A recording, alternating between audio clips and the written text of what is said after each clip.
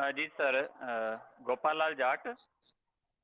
मैं चित्तौड़ जिले में राजकीय उच्च माध्यमिक विद्यालय बोरदा में अध्यापक प्रधान व्याख्याता के पद पर कार्यरत हूँ, हिंदी व्याख्याता के पद पर। और शोध कार्य मेरा चल रहा है मोहनलाल सुखाड़िया विश्वविद्यालय से, और उसका विषय है हिंदी साहित्य में चित्तौड़गढ़। अच्छा, तो आप अभी वर्तमान में व्याख्याता के पद पर कार्यरत हैं? हाँ जी जी सर।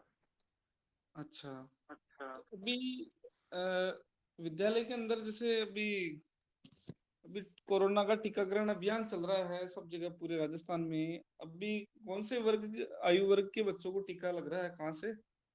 जी सर, अभी 12 से 14 वर्ष के बच्चों को है। अच्छा, 12 वर्ष से। चलो, जी बहुत अच्छी बात। और ये बताइए, ये विद्यालय के अंदर जो ये एसडीएमसी होती है, ये क्या है एसडीएमसी?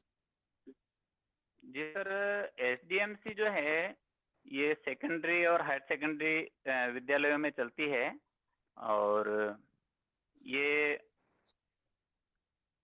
स्कूल डेवलपमेंट मैनेजमेंट, ये इसके फुल फॉर्म में अभी एकदम याद नहीं कर पा रहा हूँ, लेकिन विद्यालय विकास प्रबंधन समिति है सर ये। अच्छा, तो ये मतलब केवल माध्यमिक और उच्च माध्यमिक विद्यालयों में ही संचालित है ये? हाँ। जी सर, माध्यमिक उच्च माध्यमिक में एसडीएमसी है, और प्राथमिक और उच्च प्राथमिक में एसएमसी संचालित है। अच्छा, जो मतलब ये अपने उच्च माध्यमिक और जो माध्यमिक विद्यालय है उसमें एसएमसी होती है या नहीं होती है? जी सर, मैं पूरा आश्वस्त तो नहीं हूँ, क्योंकि मैं जिस विद्यालय में अभी लगा हूँ वहाँ पर दोनों ही रजिस्टर चल रहे हैं। तो अभी मैंने अच्छा, बात भी की थी, मैंने कहा ये दोनों रजिस्टर क्यों चल रहे हैं, इसके बारे में एक बार पता करो और एक रजिस्टर ही बनाओ। जबकि दोनों चल रहे हैं, तो फिर उन्होंने ये बताया है कि अपने यहाँ पर एक मिडिल स्कूल मर्ज हुआ है इसमें, इसके कारण से दोनों समितियां चल रही है अभी। अच्छा, ये बताओ कि एसडीएमसी का अध्यक्ष कौन होता है? एसडीएमसी का अध्यक्ष तो जो वहाँ पर प्रिंसिपल होता है वही होता है सर। और एसएमसी में? एसएमसी में तो गांव का कोई अभिभावक होता है उसमें।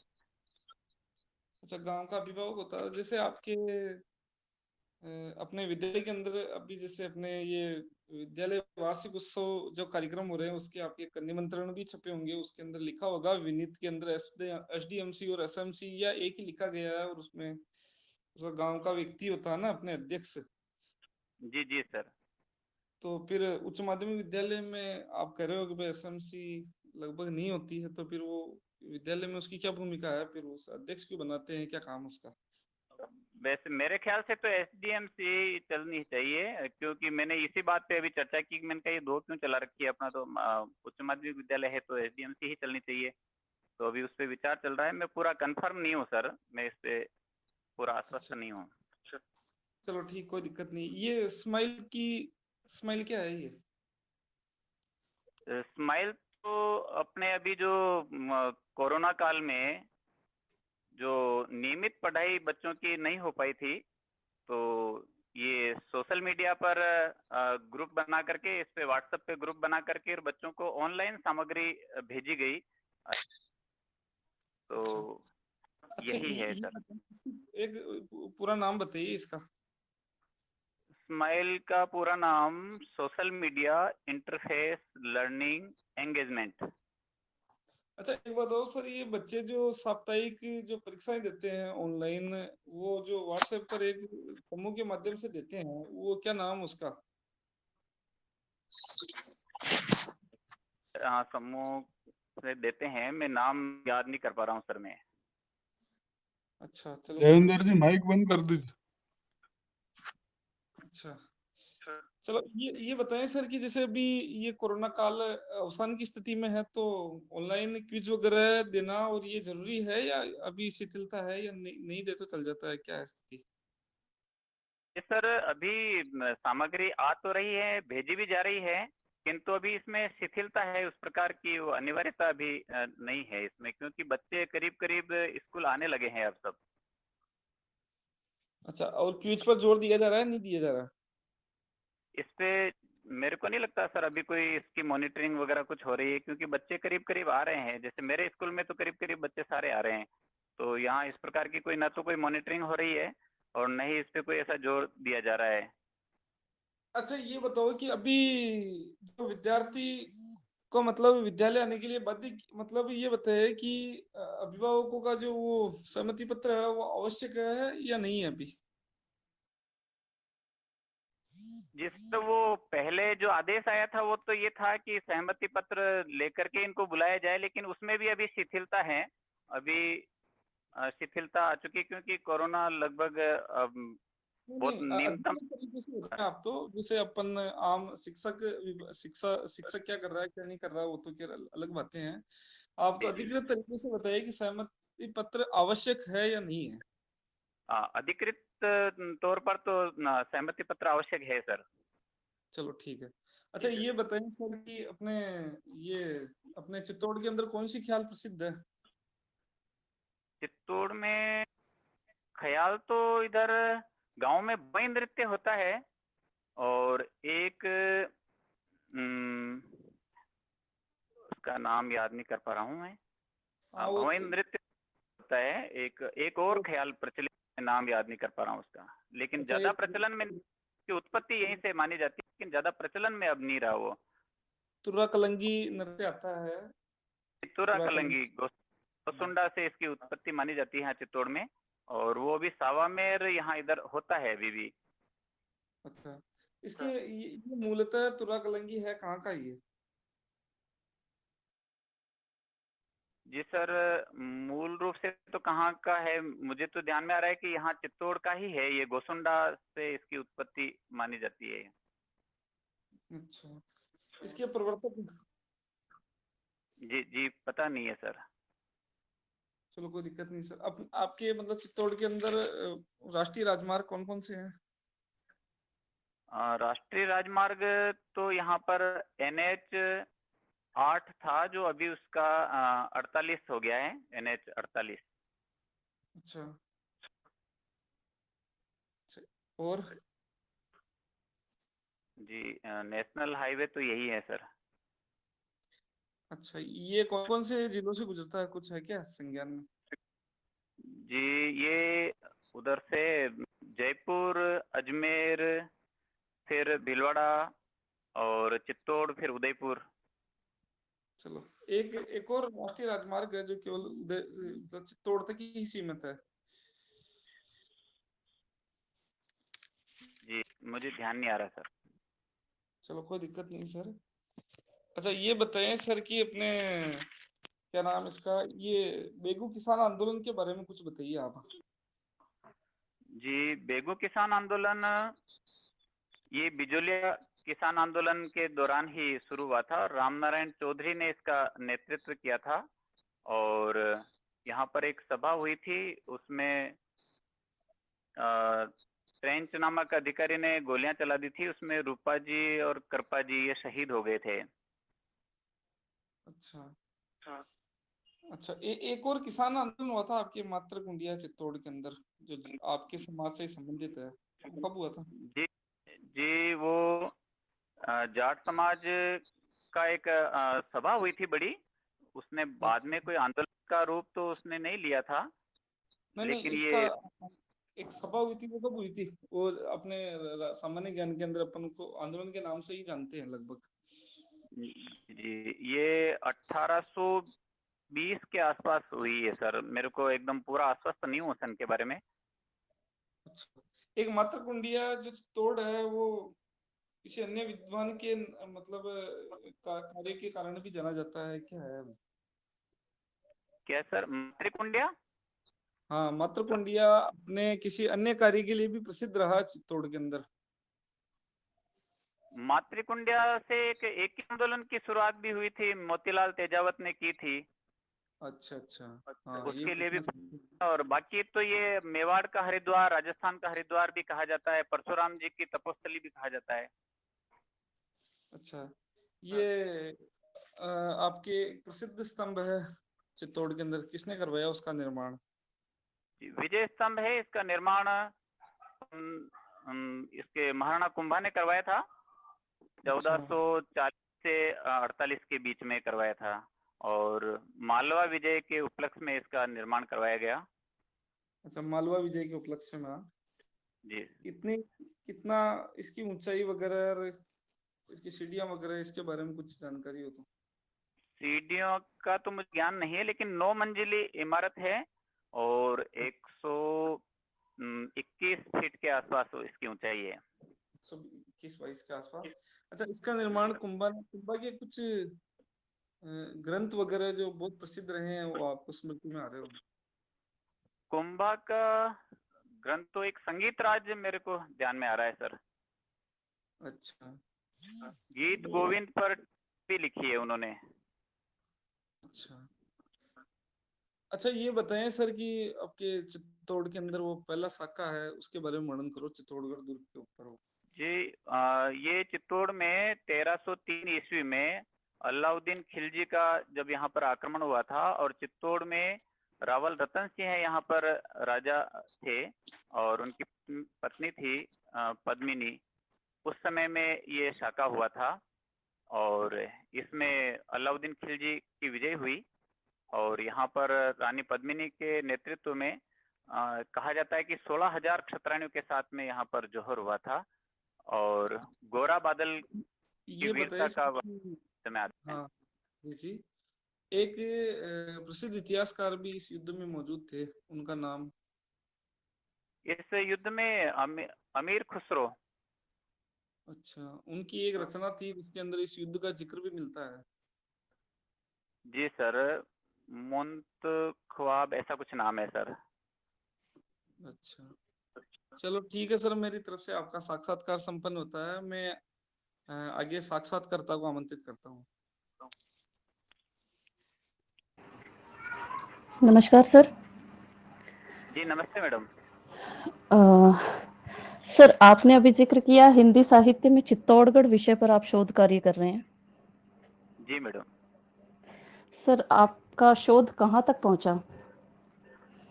जी मैडम, रिव्यू ऑफ लिटरेचर तक मेरा हो गया है और कुछ पृष्ठ मैंने लिख दिए थे, 41 पृष्ठ, लेकिन ये कॉलेज व्याख्याता की वैकेंसी आने के बाद में लगभग 1.5 वर्ष से इस पे कोई काम नहीं कर पाया। सर, जो 40 पृष्ठ आपने लिखे हैं उसमें से कुछ बता सकते हैं आपने अब तक क्या लिखा? जी, उसमें 40 पृष्ठ में जो पहला अध्याय है वो मैंने इतिहास से संबंधित ही लिखा है। सर, आपकी और आवाज़ बहुत डिस्टर्ब आ रही है, मैं क्लियर नहीं सुन पा रही हूँ।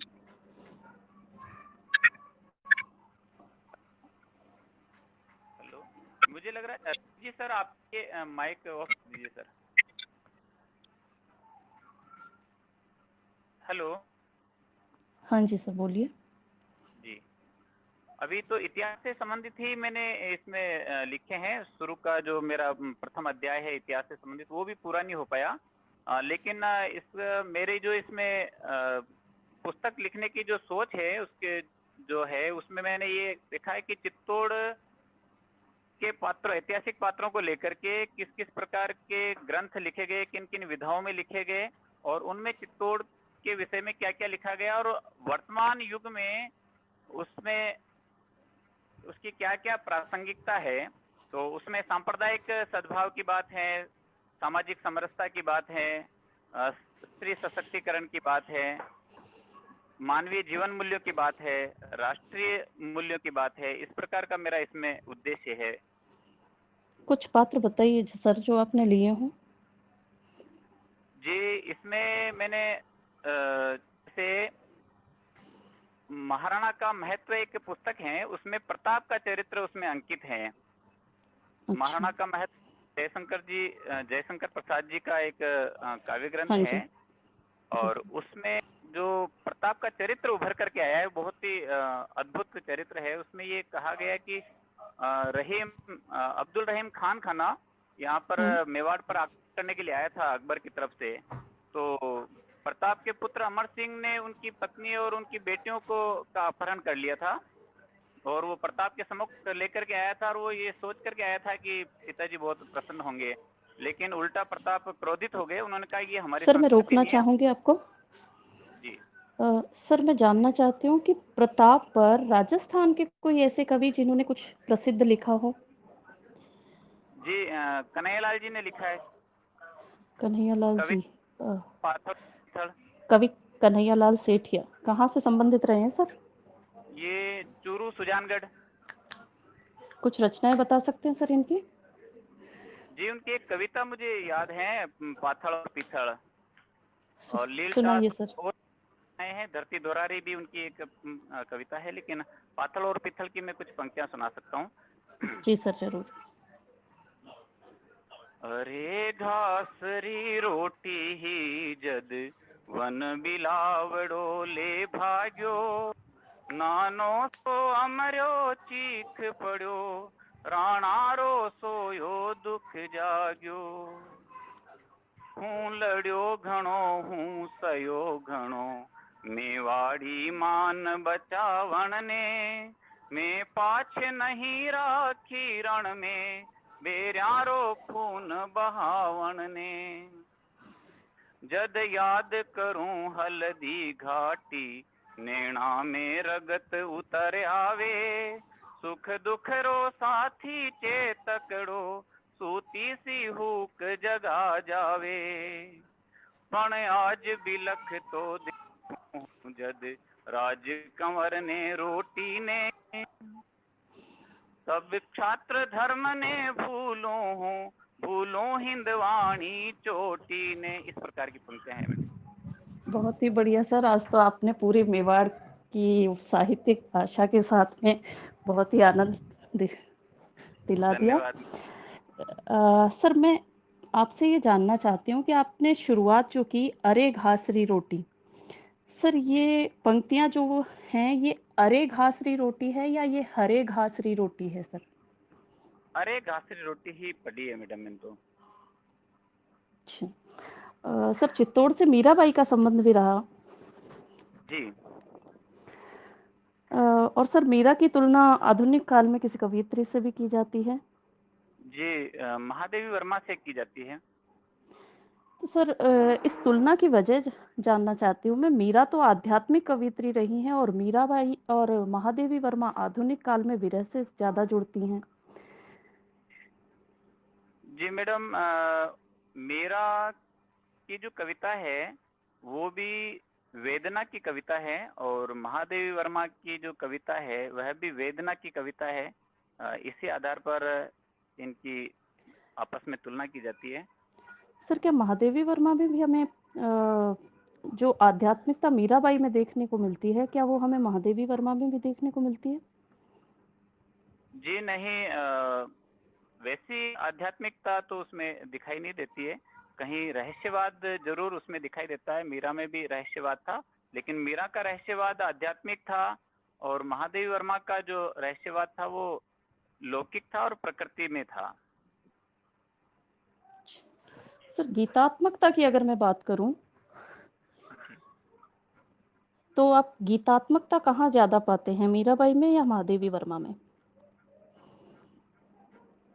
जी गीतात्मकता तो मुझे तो लगता है कि दोनों में ही पाई जाती है, किंतु मुझे इसमें मीराबाई में अधिक लगती है। इनके भजन भी बहुत प्रसिद्ध हैं, जितने प्रसिद्ध इनके महादेवी वर्मा के नहीं है जितने मीरा के हैं, और भजनों में गाए जाते हैं। सर आपने मातृ कुंडिया की भी चर्चा की थी अभी पहले जब आपका कुछ पूछा जा जी रहा था, जी और वहां से परशुराम जी का आपने कुछ जिक्र किया। जी। सर आधुनिक काल के किसी ऐसे कवि की रचना बता सकते हैं जिन्होंने परशुराम जी पर लिखा हो? आधुनिक काल में दिनकर जी ने लिखी है मैडम, परशुराम की क्या? प्रतीक्षा। परशुराम की प्रतीक्षा, कुछ पंक्तियां ध्यान में है सर? जी पंक्तियां तो मेरे को ध्यान में नहीं है, लेकिन 1962 का जो युद्ध हुआ था भारत, उस दौरान उसी विषय को आधार बना करके लिखी थी। सर मैं कुछ पंक्तियां आपको बोल रही हूँ, मुझे थोड़ा सा उसके भावार्थ के बारे में बताइए, या उससे संबंधित जो आपको जानकारी हो वो मैं जानना चाहूंगी सर। घातक है जो देवता सदृश दिखता है, लेकिन कमरे में गलत हुक्म लिखता है। ये किस संदर्भ में कही गई थी सर पंक्तियां? मैडम दिनकर साफ जी की ये सुनाई दे, पंक्तियां। साफ सर नहीं सुनाई दिनकर दे। जी, मेरी आवाज आ रही है सर? हाँ हाँ जी जी। सर मैंने पंक्तियां बोली, घातक है जो देवता सदृश दिखता है, लेकिन कमरे में गलत हुक्म लिखता है। दिनकर जी ने ये पंक्तियां किसके लिए कही हैं सर? जी मैडम, मुझे स्पष्ट ध्यान में नहीं आ रहा है। चलिए कोई बात नहीं सर। सर मुझे संस्मरण और रेखा चित्र में अंतर बताते हुए अपना साक्षात्कार संपन्न कीजिए। जी मैडम, संस्मरण और रेखा चित्र में वैसे तो बहुत सूक्ष्म अंतर है, और महादेवी के संस्मरण और रेखा चित्र तो मिल से गए हैं, पता ही नहीं चलता कि कौन सा संस्मरण है और कौन सा रेखा चित्र है, बहुत सूक्ष्म अंतर है। लेकिन संस्मरण और दोनों में अंतर की अगर बात करें तो संस्मरण कोई महान पुरुषों के ऊपर लिखा जाता है, और रेखा चित्र तो बहुत सामान्य पुरुषों को के ऊपर भी लिखा जाता है और पशु पक्षियों के ऊपर भी लिखा जा सकता है। और संस्मरण जो है उसमें काल्पनिकता का कोई पुट नहीं रहता। रेखा चित्र में काल्पनिकता पर्याप्त मात्रा में रहती है, वो बहुत सामान्य को भी महान बना देते हैं। ठीक है सर, मेरी तरफ से आपका साक्षात्कार संपन्न हुआ। आगे निवेदन है आपसे, जारी रखें।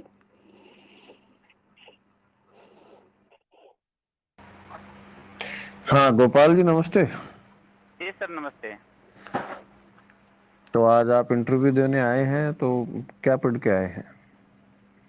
जी अभी इन दिनों में मैंने सर एक गुंडा कहानी पढ़ी है प्रसाद जी की, और उसको पढ़ते हुए मैंने ये पाया है कि वो कहानी उसने कहा था, कहानी और गदल कहानी से मिलती जुलती सी प्रतीत होती है।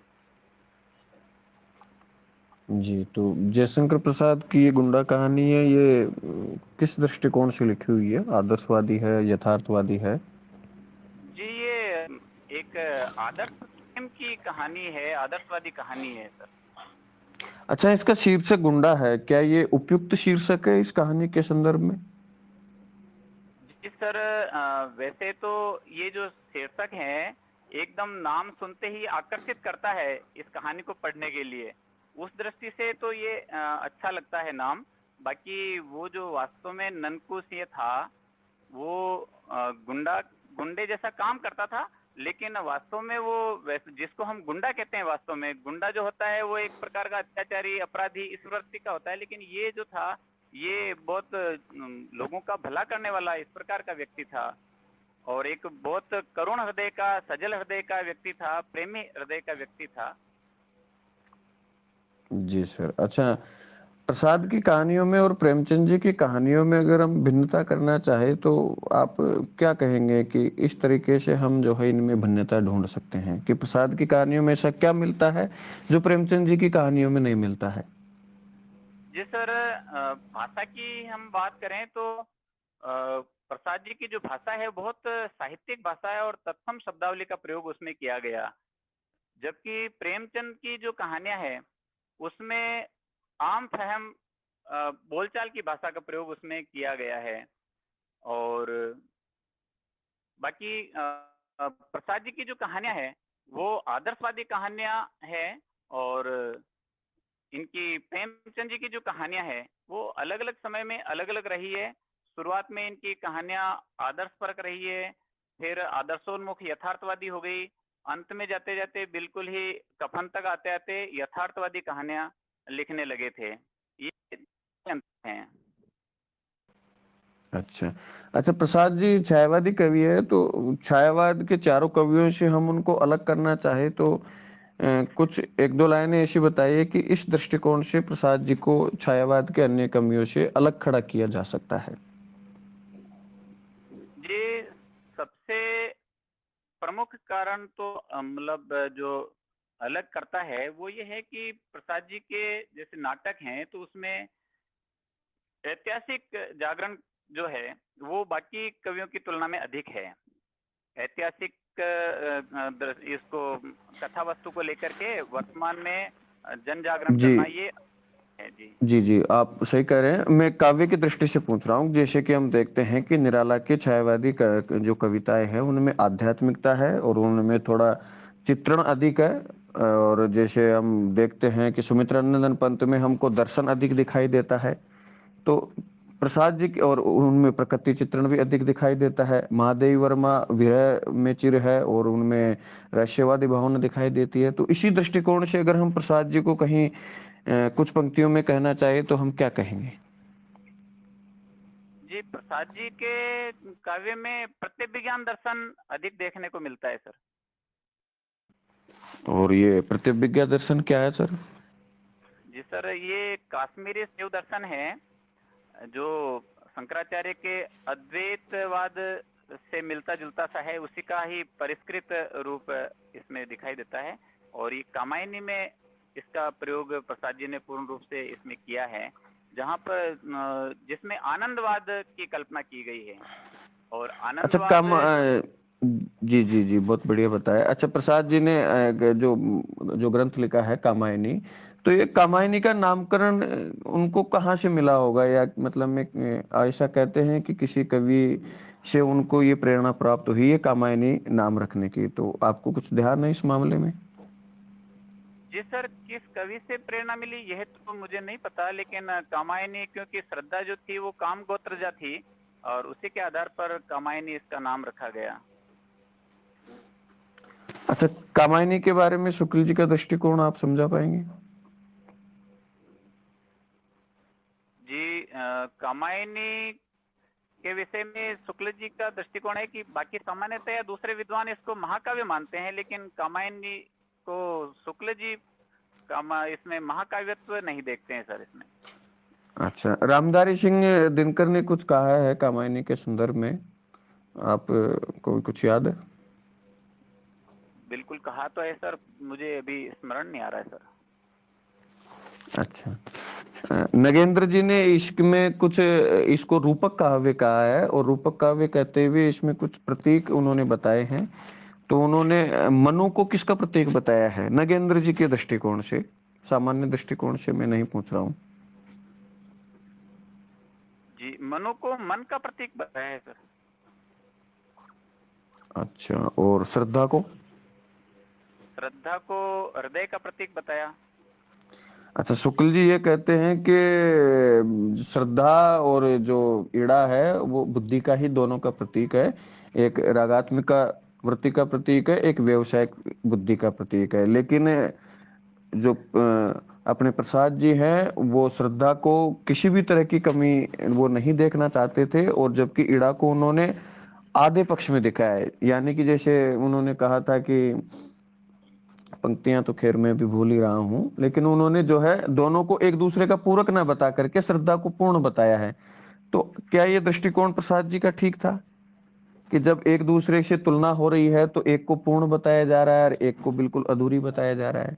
भाई, जो चीज ईड़ा में नहीं है वो श्रद्धा में है, लेकिन जो श्रद्धा में ऐसी कोई चीज नहीं है जो ईड़ा में थी और उनमें नहीं है। तो ये क्या दृष्टिकोण ठीक था जयशंकर प्रसाद का? जी सर, अगर मैं मेरा स्वयं का विचार अगर दूं इसमें, तो मुझे लगता है कि दोनों का समन्वय करना चाहिए था प्रसाद जी का। लेकिन मुझे लगता है कि उनका जो दृष्टिकोण था वो आनंदवाद की स्थापना करना था, और वो आनंदवाद की स्थापना में इसको नायिका के रूप में श्रद्धा को ही सिद्ध करना चाहते थे वो, और इसका उत्कृष्ट चरित्र वर्णन करना चाहते थे, और आनंदवाद की स्थापना में इसी को प्रमुख दृष्टि से उन्होंने लिखा है। अच्छा, आप साहित्य से संबंधित कोई पत्रिकाएं पढ़ते हैं? जी सर, पढ़ता हूँ, मैं हंस पत्रिका पढ़ता हूँ, और एक यहाँ पर मीरायन जो चित्तौड़ से ही निकलती है मीरा स्मृति संस्थान से, वो भी पढ़ता हूँ मैं। तो हंस पत्रिका मुख्यतः किस विधा पे केंद्रित है? जी, कहानी विधा पे केंद्रित है सर। अच्छा, हाल ही में मन्नू भंडारी पर एक उन्होंने विशेषांक निकाला था हंस पत्रिका ने, तो उसका जो संपादन का भार है वो किसने संभाला था उस अंक का? जी, मुझे नाम याद नहीं आ रहा है, वो अंक तो मेरे पास है, मैंने उसको पढ़ा भी है, लेकिन वो उसका नाम याद नहीं आ रहा है सर। संपादक का नाम तो मुझे ध्यान है, ये अंक किसने संपादित किया ये नहीं पता सर। हाँ, वो दिसंबर वाला अंक था जो कि एक अन्य कवयित्री ने संपादित किया था। जी जी। लेखिका, महिला लेखिका ने संपादित किया था। ठीक है, कोई दिक्कत नहीं है। आपने सारे प्रश्नों के जवाब बहुत अच्छे तरीके से दिए हैं। मेरी तरफ से सारे प्रश्न पूर्ण होते हैं सर। जी सर, धन्यवाद सर।